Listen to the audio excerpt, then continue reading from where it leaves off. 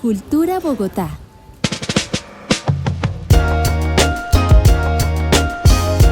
Bienvenidas, bienvenidas, bienvenidos. Esto es Cultura Bogotá, el podcast de la Secretaría de Cultura, Recreación y Deporte del Distrito Capital de Bogotá, Distrito Capital.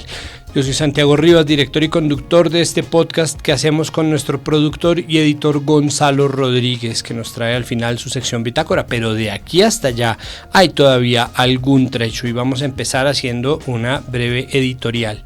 Una editorial sobre un tema que lleva desde el año pasado calando cada vez más fuerte, que ha tomado distintas manifestaciones, que tiene distintas manifestaciones y que no es una sola cosa, pero que en nuestra cabeza, de nosotros los legos, ¿no? De quienes no estamos muy al tanto ni metidos en los avances tecnológicos del día a día, pues es un tema, un solo tema, y es la inteligencia artificial. Tuve esta semana la oportunidad de conversar con personas que están metidas precisamente en el tema de hacer de la inteligencia artificial una herramienta útil. Creo que mucho de lo que nosotros vemos, o al menos mucho de lo que yo veo en mi algoritmo de Blue Sky, de Instagram, es cómo la inteligencia artificial está constantemente amenazando, ¿no? Nuestra existencia, y de muchas maneras sí. Es decir, el uso indiscriminado de inteligencias artificiales generadoras de imágenes que lo que hacen es robar el estilo, el gesto, el trabajo que por años han realizado ilustradoras e ilustradores, pintores, pintoras, artistas visuales de todo tipo y de todas las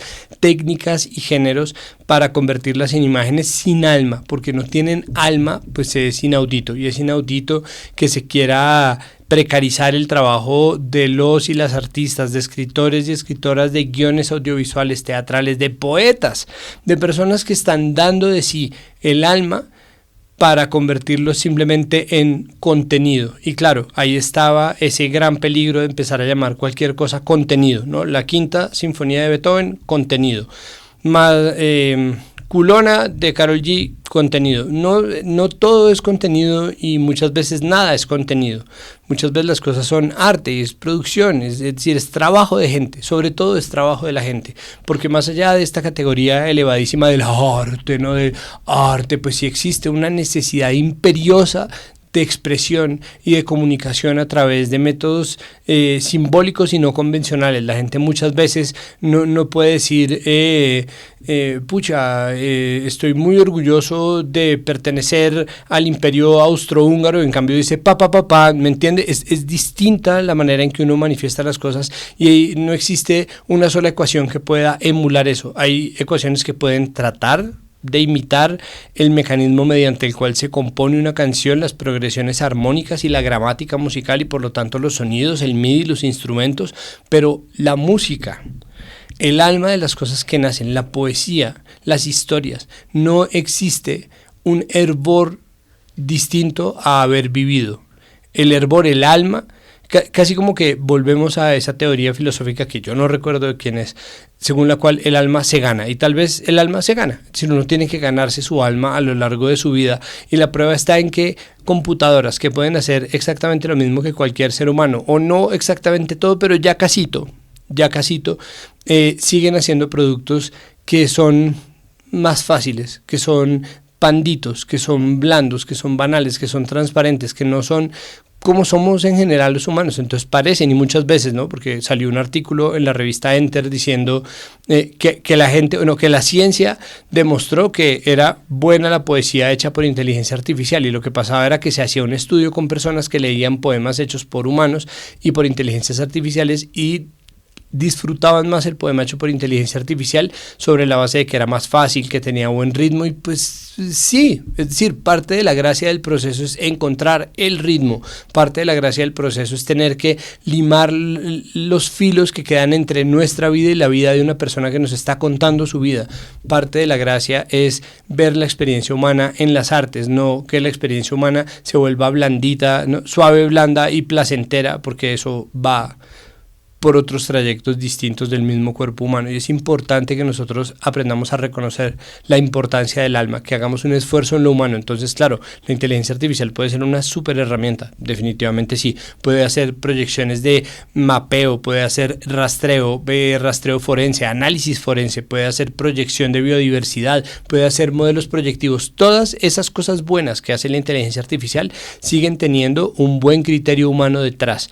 Si nosotros seguimos dejando que se utilice la inteligencia artificial para precarizar el trabajo de los y les artistas, estamos propiciando un modelo que solamente va a dejar las cosas más iguales a lo que ya son ahora, pero incluso peores. Un lugar en donde es más difícil aspirar a hacerse una vida viviendo del arte, un lugar en donde es más difícil hacerse una vida viviendo de la ilustración, un lugar donde es más difícil hacerse la vida viviendo como poeta. Entonces, ese esfuerzo en lo humano es, o debería ser, me parece a mí, un reconocimiento no de que las herramientas nuevas son malas o de que la tecnología es esencialmente perversa, porque eso no es verdad, sino de que podemos insistir en mejorar nosotros. Es decir, cada vez que ponemos una capa hacia afuera, deberíamos cavar una capa hacia adentro, como pasa con cualquier edificio. Si uno quiere hacer un edificio alto, uno tiene que cavar unos cimientos muy hondos. Si nosotros queremos lograr una robótica y una inteligencia artificial y una tecnología que sea absolutamente fantástica y exógena, que nos supere y que nos trascienda, definitivamente tenemos que cavar muy adentro de nosotros mismos. Y es ahí, cuando se cava, en donde se cava, que uno se empieza a encontrar las cosas, donde se empieza a encontrar la música, donde se empieza a encontrar la poesía, donde se empieza a encontrar el arte. Bueno, teniendo un poco el hilo de esta editorial, quisiera trasladarlo a esa manifestación del arte que a mí me parece la más difícil de atrapar o la más difícil de definir, y es precisamente la poesía. Nosotros tuvimos la fortuna de tener en esta ciudad el primer festival de poesía que tuvo un componente presencial y un componente radial, un concurso además, porque entregó premios, entregó una plata grande en premios y estímulos, y pues obviamente más allá de los estímulos, que por supuesto son muy buenos y que se necesitan para que el trabajo de los y las poetas no quede precarizado, pues se necesita también que esto active conversaciones sobre la poesía, y precisamente en esa medida el artículo sobre el cual les estaba hablando en la editorial pues ha hecho que yo busque poetas para este episodio de Cultura Bogotá, y por eso nos encontramos con Lina Alonso. Ella es poeta, acaba de publicar su libro Las Devastaciones con Matera Libros y participó de hecho de la programación presencial de Reverso Bogotá. Lina además está trabajando en la gerencia de literatura de IDARTES, entonces está obviamente participando de todo este circuito. Lina, bienvenida a Cultura Bogotá. Hola Santiago, gracias por la invitación. Bueno, lo primero, ¿cómo le fue en Reverso? ¿Qué le deja el Festival de Poesía? Bueno, la lectura en la que hice parte fue la de la Biblioteca Carlos R. Restrepo. Estuvimos leyendo con María Paz Guerrero y con Ahmad Mohsen el 7 de noviembre. Y para mí fue muy grato volver a esa biblioteca porque, y lo dije en el evento, porque yo soy hija de biblioteca pública. Sí, en mi casa no era una casa precisamente en la que hubieran libros desde niña, o que fuera muy común tener una biblioteca enfrente o en la mitad de la sala. Pues voy a retomar un poco lo que dije esa vez, porque creo que me ayudaría a responder muy bien esto, y es que las bibliotecas públicas fueron mi entrada a la literatura, incluso antes de estudiar literatura. Y yo sí siento que hay un vínculo muy especial que uno, o los hijos, o los que venimos de esa herencia de la biblioteca pública mantenemos, y es ese agradecimiento. Nos cuesta rayar mucho nuestros libros, porque en biblioteca pública uno no raya los libros, no los dobla, no le pone marquillas, sino que siempre los entrega. Cuando comenzamos a hacer nuestras primeras bibliotecas está todavía ese respeto por el libro, que ya después se atrofia en buen sentido, pero al mismo tiempo es un catálogo que uno tiene que aprender a navegar. Uno se pierde, encuentra joyas. Las primeras veces que leí a Andrés Caicedo, o la primera vez que leí poesía, o los clásicos colombianos, pues fue en la Biblioteca del Tunal primero, y la segunda en la Biblioteca Carlos R. Restrepo, al lado de la plaza de Mercado del Restrepo. Y esa biblioteca sí fue una guarida para unos años de curiosidad grandísimos, y siempre estuvo ahí y hizo parte de mi formación lectora. Entonces volver a esa biblioteca fue muy grato, y sobre todo volver como autora. La conocí como lectora y después volver como autora, y encontrarla con un catálogo más nutrido y con más espacios y como nuevas adecuaciones fue muy lindo, y también con las personas que leímos pues resultó maravilloso. Encontrar registros diferentes, posiciones diferentes y ver a la gente reuniéndose alrededor de la poesía, pues es algo muy potente y importante, ¿no? Como que las personas nos estemos reuniendo en espacios públicos a pensar la vida y lo que nos pasa desde la poesía, no era común. Este festival lo está haciendo común, y ahí es cuando uno se da cuenta la pertinencia que estos espacios sucedan en la ciudad.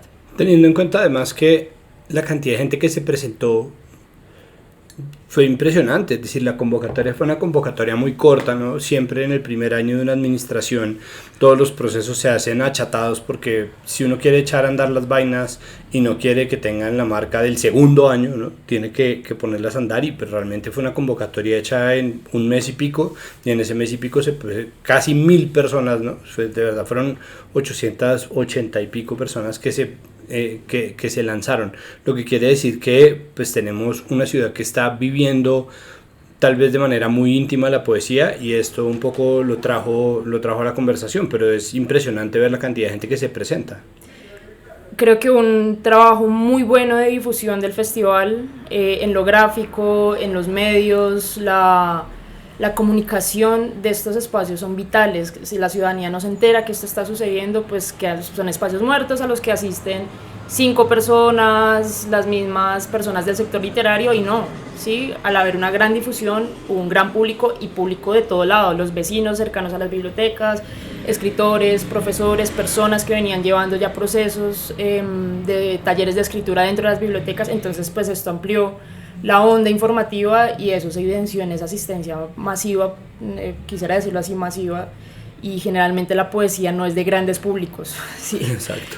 Yo también he sido librera, mis primeros trabajos fueron de librera, y si algo tuve la certeza en esos trabajos es que la poesía es lo que menos se vende, ¿sí? La gente compra más novela o compra más cuento, porque pues creo que son géneros que en el mercado tienen una difusión también mayor. La poesía no, la poesía, no sé si para bien o para mal, sigue resistiendo a esas lógicas de mercado, porque no es fácil ni leer, o sea, venderla sí, escribirla no sé qué tanto, pero no es el género taquillero por excelencia en las compras de los públicos lectores. Bueno, dicho esto, ¿cómo le está yendo con las devastaciones? Usted que dice, no sé qué tan difícil será o qué tan fácil será escribirla, ¿cómo fue el proceso de llegar a este libro y cómo siente que ha funcionado? Las devastaciones ha sido una sorpresa, ha sido como muy lindo ver que un libro raro y descoyuntado, porque no es un libro que tenga un tema en específico. Cuando digo tema, pues es que a veces queda más fácil intentar como mostrar algo diciendo esto es un libro sobre poesía y naturaleza, o poesía, enfermedad, poesía y astros, poesía y niños. No, o sea, este libro realmente viene, yo no sé hasta el día de hoy de qué trata las devastaciones, siento que se arma, y de hecho ese libro es como la unión de varias cosas que yo ya venía escribiendo hace unos años, y yo ya había publicado en la revista Matera. Nunca había conocido a Manuel, porque siempre nuestra comunicación fue por correos, entonces los artículos, o más bien textos, porque eran un híbrido de ensayo o crónica, los había publicado, pero siempre en comunicación por correo. Y él me dijo, como usted escribe poesía, no lo había puesto así como tan al público, y yo dije, pues le conté que sí, pero que el libro todavía no estaba terminado. Cuando ya sentí que tenía un cuerpo, unos 60 poemas más o menos, se lo envié.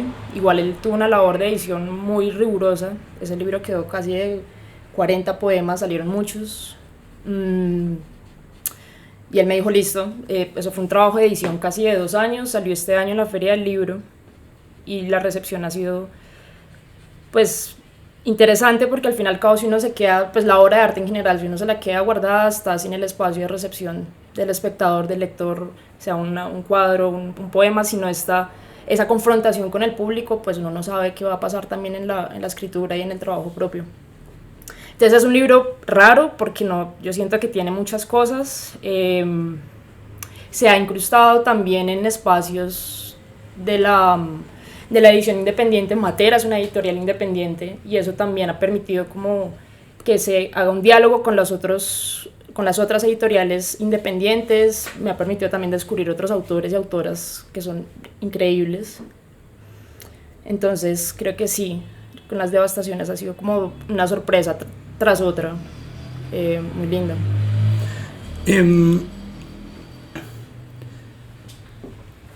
Teniendo en cuenta que usted ha pasado por todos los estados, ¿no? Como por, de verdad, sólido, líquido y gaseoso. Que usted ha, pues sí, usted ha tenido contacto con cada una de las partes de esta dinámica, ¿no? Como la gestión pública, o sea, el trabajo de papeleo en torno a la literatura y la poesía, librera, escritora. Me gustaría hablar un poco sobre el tema que yo traje hoy a colación en la editorial, simplemente porque es algo que a mí me intriga y me gustaría tratar de entender. Yo no suelo ser un apocalíptico frente a ningún tipo de tecnología y sin embargo me parece que la primera etapa de uso de una nueva herramienta tiende a ser lo que crea a sus primeros apocalípticos, ¿no? Como la gente que rechaza una herramienta tiende a ser por el uso que se le da al comienzo. Entonces, me encontré un artículo en la enter.co, hablando sobre cómo, o entre comillas, los poemas hechos por seres humanos, por una inteligencia artificial, superan a los humanos, lo cual pues obviamente es una medida muy arbitraria. Ya cuando uno lee el artículo, superan quiere decir que en un estudio hecho con una población, ¿no?, un número cerrado de personas, tras haber leído poemas, unos hechos por una inteligencia artificial y otros hechos por seres humanos, la gente tendía a preferir los hechos por inteligencia artificial porque les parecían más simples de entender, más rítmicos, y esto un poco lo que sale a decir es, esto parece que va a cambiar la expectativa estética frente a la poesía, de algo más complejo a algo más simple. Entonces, usted mismo estaba diciendo que la poesía tendía a retar las dinámicas del mercado, en la medida en que pues no se hace, o sea, se hace obviamente para todo el mundo, pero no se hace para nadie. ¿O cómo funcionaría eso ahí? Ahí creo que tres cosas que me gustaría traer sobre la conversación, y la primera, respondiendo a lo de la inteligencia artificial, es si la inteligencia artificial está diciendo esto es un poema, la pregunta sería entonces ¿qué no es un poema? ¿No? Uh-huh. Porque si la inteligencia artificial está diciendo, bueno, voy a producir este texto que tiene un sentido y que tiene, cuando decimos que tiene sentido es que tiene una dirección, que apunta hacia algo, su lógica nos va diciendo algo, y si uno generalmente le pregunta a un lector si prefiere leer, qué sé yo, un Garcilaso de la Vega o un Francisco de Quevedo a leer, no sé, a un Sergio Raimondi, por ejemplo, o un Leonidas Lamborghini en Argentina, que son unos poetas, o Blanca Varela en Perú, que nos exigen descoyuntarnos de la forma de pensar el mundo, pues obviamente la gente va a elegir esa legibilidad y mantener como la construcción clásica de la poesía. Entonces ahí la pregunta sería, entonces, ¿qué no es un poema? ¿Sí? Y yo no sé qué respondería entonces una inteligencia artificial ahí. Con estas herramientas siguen creándose muchos espacios grises y sigue siendo muy porosa la definición de las cosas, y creo que la poesía per se es donde más hay posibilidad de contaminación, y en esa contaminación donde pueden entrar registros musicales, filosóficos, lingüísticos, en el caso por ejemplo de la poesía de Mario Montalbetti, que se vuelve como un tratado de lingüística hecho poesía, y que uno terminaba como explotando un montón de símbolos y significados preconcebidos. Me parece interesante ver cómo qué pasará, y lo único que siento ahí es que la última persona o las últimas personas en decidir eso son los lectores, ¿sí? Uh-huh. O sea, quien decida más allá de la inteligencia artificial o estas herramientas qué es un poema, lo van a decidir los lectores. Entonces como que, y los lectores son amplios, ¿no? Y son de todo tipo. Entonces yo creo que es una respuesta que no va a resolverse nunca, o tan fácilmente por lo menos. Por un lado eso. La segunda cosa que estaba pensando al respecto, con poesía y mercado, hay un ensayo muy lindo, volviendo a Sergio Raimondi, de los géneros literarios del capitalismo, en el que él decía que pues, no solamente él, esto es sostenido por varias personas, también me acojo a ellos, que la poesía no es tan fácil porque la poesía se rebela contra la producción de significados y significantes. ¿Sí? Las imágenes, estamos inundados de imágenes, Instagram, el cine, que las novelas siempre sean más cercanas a ser adaptadas al cine, pues es una muestra de que entre más lógica tengan, más la pueden entender las personas, pero cuando uno ve un poema adaptado al cine, por ejemplo, ¿no? O sea, es más difícil como lograr esa como unión de sentidos en lo estético. La poesía se vuela y hace poco me pidieron de un colectivo que se llama Morfada que escogiera una hipótesis de la poesía e hiciera como 7 variables a esa hipótesis, y yo les decía como que la poesía es una aberración, ¿sí? Y es una aberración en términos de sentido, porque el poema se puede ahuecar. El poema, yo me he encontrado con poemas que los leo y a veces no los entiendo. Eso me pasa todavía con César Vallejo, leyendo a Trilce, por ejemplo. Bueno, pues los ejemplos pueden ser muy, muy grandes, Olga Orozco, Joaquín Januzzi, que también es uno de mis poetas favoritos, que yo los leo y digo, yo no entiendo qué pasó acá. Pero hay un misterio ahí que me sigue arrastrando al ver a leerlo, y yo digo, eso no me pasa con la prosa, por ejemplo, no siempre, igual también hay muchas excepciones, yo acá no estoy hablando pues de universales. Pero la poesía, precisamente al crear esa resistencia en el sentido, no permite que sea un género mayoritario ni masivo, ojalá lo sea, y estos espacios del festival, por ejemplo, son la muestra de cómo nos podemos reunir, armarnos sentidos conjuntos, pero se vuela muy fácil y es muy difícil de maestrar, y creo que nunca se dejará maestrar, y esa es como la potencia de la poesía, su poca capacidad de ser domesticada. Sí, creo que la pregunta sobre todo es, no sé, es decir, yo no creo que la persona que hace esto en Enter tenga una intención, entre comillas, mala ni nada, no. En absoluto, como creo que está tratando de leer una tendencia, y creo que obviamente desde una revista de tecnología está tratando de surfear una tendencia, ¿no? Y como tratar de entender de dónde va. De hecho, no, en absoluto creo que sea mala, y yo creo que tampoco existe una intención como de acercar a la gente a la poesía, ¿no? Sin embargo, creo que existe sí como una experimentación de último límite cuando uno pone a una inteligencia artificial a escribir poemas. Yo no los he leído, sí, yo no sé cómo son los poemas hechos, ni sé cuántos tipos de poemas distintos podría escribir una inteligencia artificial sobre qué información. Yo creo que hay algo también hay bastante curioso. Yo sí he leído algunos porque uno, por ejemplo, le puede poner a la inteligencia artificial escribir un poema como Walt Whitman y lo hace, o cómo escribiría un poema Williams, Carlos Williams o el que sea, y lo que hace es copiar las fórmulas, o no sé si son sonetos, puede hacer un soneto, es como tratar de imitar patrones de estilo, y uno dice, si es posible. Ahora, ¿qué tan bueno o malo? Eso sí, también lo dejo a la interpretación si quieren experimentar a ver qué les resulta esa respuesta. Pero, por ejemplo, miren lo que sí pasa con la novela o el cuento. O sea, Amazon está en una crisis de sobreproducción y publicación de libros hechos por inteligencia artificial, porque la gente está poniendo a la inteligencia artificial a hacer libros y los venden y la gente los compra, ¿sí? La cantidad de libros que se producen de ese estilo por inteligencia artificial no es equiparable a la poesía. Yo sí siento que ahí sigue habiendo una rebelión de estilo que no permite asirla, y la pregunta ahí es como, entonces, ¿cuál sería la verdadera posición de los escritores o las escritoras para decir esto que escribo es sencillamente inalcanzable a una inteligencia artificial? ¿Sí? Yo sí siento que esa es como la apuesta de lo intraducible, ¿sí? De hacer una mala traducción de cosas al lenguaje, o hacer una imitación, no sé. Yo sí siento que esa porosidad de este género sigue permitiendo como escaparse a esa, pues no escaparse, pero sí frentear y retar a las inteligencias artificiales o a las imitaciones de estilo que creen estos aparatos. Por último, ¿cuál sería para usted un uso interesante o provechoso como poeta de la inteligencia artificial? Ya no como una compañía que dice, escríbeme poemas, sino como a la hora de hacer poesía. ¿Qué cree usted que puede ser interesante explotar en la inteligencia artificial? ¿Hay una forma?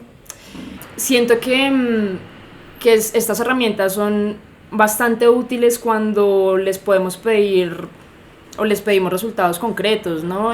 O, no sé, elaboraciones exactas de algo, tipo fórmulas para los, no sé qué tan útiles será para otras ciencias humanas o para las matemáticas, seguramente. O sea, esto, la inteligencia artificial per se, ya es una construcción científica de un montón de gente que se craneó eso.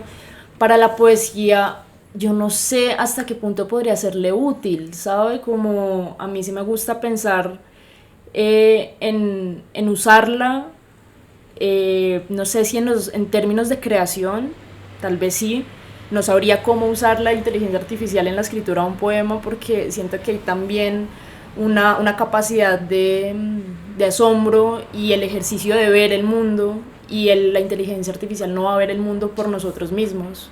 Si ella traduce ideas o los resume y como que toma una cantidad de datos y trata de resumirlos y de ponerlos de forma más concreta, pero ese tránsito de experimentar y vivir en el mundo, eso también lo hace la poesía y lo permite la poesía y eso no lo permite una inteligencia artificial.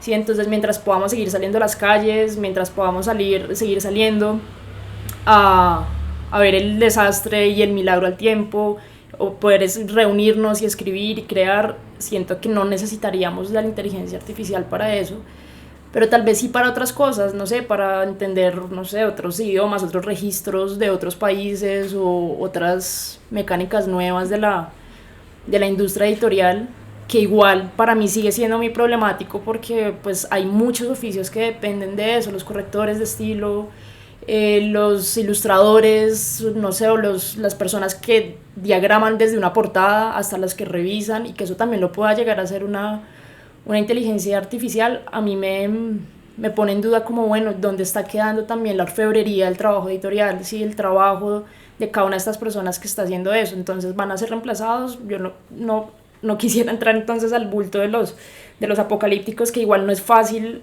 salir de ahí, porque uno ahí diría ya nos quedamos sin trabajo todos.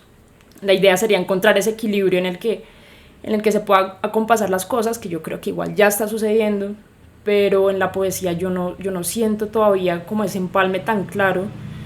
Desde la poesía experimental o a veces como estas escrituras expandidas sí he visto ejercicios bastante interesantes de poesía hecha en código de programación, y que uno dice, bueno, pues hay ciertos creadores que sí están echando mano de eso, y me parece interesante. Las vanguardias al fin y al cabo también comenzaron a juntar un montón de lenguajes que no eran exclusivamente escritos, sino también sonoros, y creo que la experimentación siempre ha estado en la humanidad como una muleta creativa y un diálogo más abierto, pero en lo que me respecta, en la forma en la que yo escribo, no la encuentro y no la encontraría ahorita como necesaria ni clara, y de hecho para mí no sería como una herramienta a la que acudiría por necesidad, sino que siento que para mí si hay un término de experimentación tiene que ser en los términos del lenguaje, pero no en el del lenguaje de la inteligencia artificial, que igual sigue siendo otro,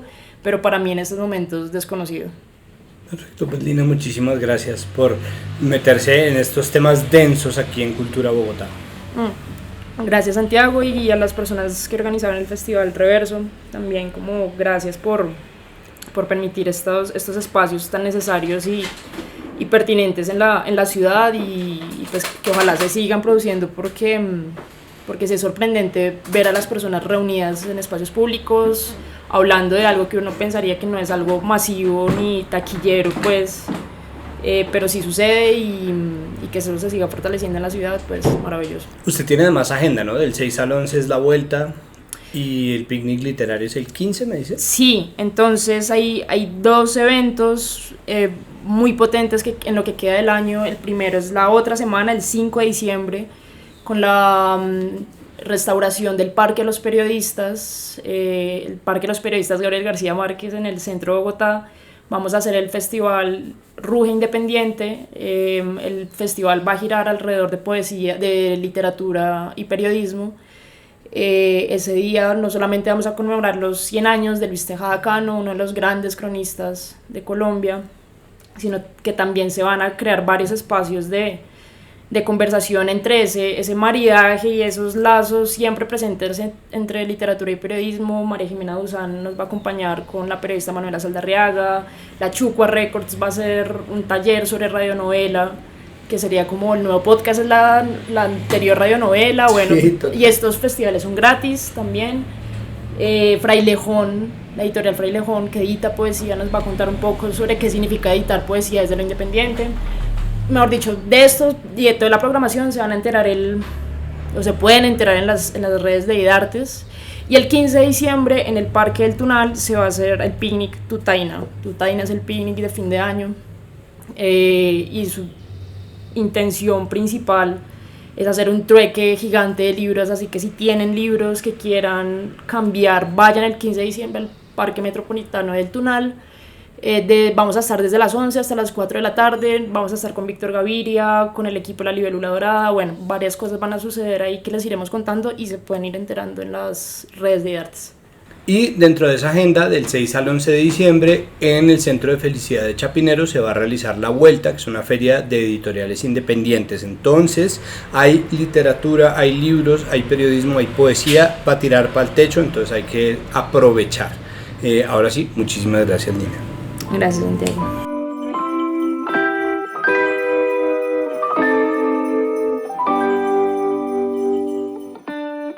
Para cerrar nuestro episodio de Cultura Bogotá nos vamos con la sección Bitácora. Gonzalo Rodríguez nos tiene preparados sonidos que vienen desde el pasado y sonidos que vienen del futuro, del presente. Y también Yazarrem de Oscura Radio TV nos trae una recomendación desde los barrios de Bogotá. Adelante, Gonzalo. Santiago, como siempre, un gusto enorme estar en Cultura Bogotá presentando Bitácora, y hoy nos vamos a ir para el pasado con la artista capitalina Lucille Dupin, que nos va a hablar de una de sus primeras canciones, esos recuerdos que le llegan a la cabeza cuando piensa en esta canción. Hola, Gonzalo. Jeux d'enfance es una canción que me recuerda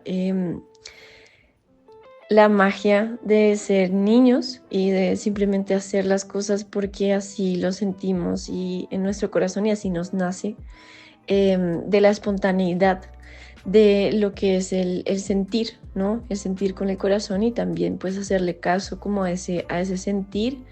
Es una canción que me recuerda mucho a lo que es ser niño y hacer travesuras, ¿no? Pero como también con ese aire de lo que es como el primer amor. Es una canción que también me recuerda a la película en la cual está un poquito inspirada, que es la película de Jeux d'enfance, que es la historia de un chico y una chica que crecen siendo amigos y bueno, eventualmente se enamoran ya como de grandes, pero durante toda la película, desde que son niños y hasta ya adultos, juegan un juego con una cajita de lata que se llama Cap ou Pas Cap, en donde se hacen estos retos que cada vez, pues a medida que van creciendo, van siendo un poco más extremos y que van guiando como toda la narrativa de la película. Y por eso la canción también me recuerda mucho lo que es esa hacer las cosas un poco sin pensar como en nada más que el instinto y el querer hacerlas, sin pensar un poco en las consecuencias ni en los motivos, sino solo como honrar esa espontaneidad y también esa espontaneidad dentro de lo que es el amor y el dar el amor, un poco como la carta del 6 de copas de los arcanos menores del tarot, que habla justamente de ese amor como infantil que no está manchado ni marcado por todas esas cosas que en la vida adulta le cargamos al amor, como intereses o ¿sabes? Como intereses de algo más allá, sino simplemente porque lo siento y así es. Y así mismo lo entrego como con esa misma inocencia y con esa misma pues integridad también, ¿no? Es un poco, me recuerda un poco como a volver a ser niños y experimentar la vida como con esa sensibilidad de recibir y de entregar y de entregarse con lo que está alrededor también. Y bueno, también me recuerdo un montón a Joy Division y a The Cure y a Cristina Rosenbinge por la sonoridad de la canción. Es como punk con glitter, con brillitos. Y ahora nos ubicamos en el 2024, nos vamos para la propuesta electrónica de Nuclear Digital Transistor. Su más reciente sencillo hace parte del EP que han publicado hace un par de meses y uno de sus integrantes, Pal, nos habla de esta canción. Rotos fue la segunda canción que hicimos para el EP. Este EP comenzó con la idea de discos cassettes que veníamos ya pensando y trabajando desde hacía mucho tiempo, pero no lográbamos darle forma. Entonces digamos que Rotos, de alguna manera, el sonido que tiene la canción es el resultado de toda la experimentación que hicimos con discos cassettes. Y digamos, por eso se siente que las dos canciones van muy juntas y tienen los mismos colores y como la misma profundidad. Es una canción que habla un poco del momento que estamos viviendo todos, como el momento, siento que tanto personal como colectivo, que vivimos como humanidad, un momento donde estamos rotos, donde estamos cansados, donde están pasando muchas cosas a nivel político, ideológico, de guerra, entonces pues, y también como la guerra interna y cómo estamos todos rotos por dentro también, ¿no? Pero pues cómo llevamos esto también todos los días. Recuerden seguir nuestra lista en Spotify para que le den un repaso a las canciones nuevas que hemos traído a lo largo de estos capítulos y también para que conozcan un poco esos recuerdos que a los artistas les trae pensar en esas canciones ya clásicas del repertorio de la música colombiana. Hey, ¿qué tal amigos? Les habla Yazarrem de Oscura Radio TV. Y les quiero presentar en esta ocasión desde Fontibón una fusión del jazz, el swing y el ska con la agrupación La Farsa. Hola familia farsante, muy buenos días, ¿cómo están? Mi nombre es Olga Prieto, soy la vocalista de la banda La Farsa y aquí les traigo La Santa Ira, uno de nuestros más recientes sencillos, una canción que habla de uno de los sentimientos más puros que existe, como lo es la rabia, que es algo que converge y nos afecta a todos. Esta canción hace parte de nuestro primer álbum llamado Swing Rebelde, el cual está siendo lanzado este año por partes. Estamos revelando canción por canción, misterio por misterio, para que ustedes estén pendientes, nos escuchen en Spotify o en cualquier plataforma musical, para que también los invito a nos sigan en nuestras redes sociales, porque el misterio nos envuelve día a día. Los invitamos a seguir nuestras redes sociales como @OscuraRadioTV, Instagram, X, YouTube, TikTok, Facebook y Twitch. Ahí estamos también en nuestra página web www.oscuraradiotv.com. Este fue nuestro aporte a Bitácora. Un saludo a toda la audiencia de Cultura Bogotá. Bueno, esto fue Cultura Bogotá. Muchísimas gracias por estar con nosotros. Muchísimas gracias también a el Instituto Caro y Cuervo y a la emisora 6 Radio. Recuerden que 6radio.caroycuervo.gov.co es la emisora del Instituto Caro y Cuervo, donde nosotros grabamos este podcast y en donde ustedes además pueden encontrar los episodios de Cultura Bogotá. Muchísimas gracias también a los medios locales y comunitarios que ponen nuestro podcast a rotar y muchos saludos y un abrazo gigantesco a toda la gente de los barrios que nos está oyendo gracias a esos medios. Sigan ayudándonos, por favor, colabórennos, recomiéndennos, coméntenos, califíquennos en las plataformas, en YouTube, en cualquiera de las aplicaciones de podcast donde les permitan ponernos una estrellita o 5, ojalá 5, y ponernos un comentario. Pues por favor háganlo, porque eso nos permite seguir participando de la conversación y eso es lo que nosotros queremos de ustedes y lo que nosotros en realidad necesitamos, seguir participando para que esta conversación crezca. Hasta pronto, nos oímos la próxima semana.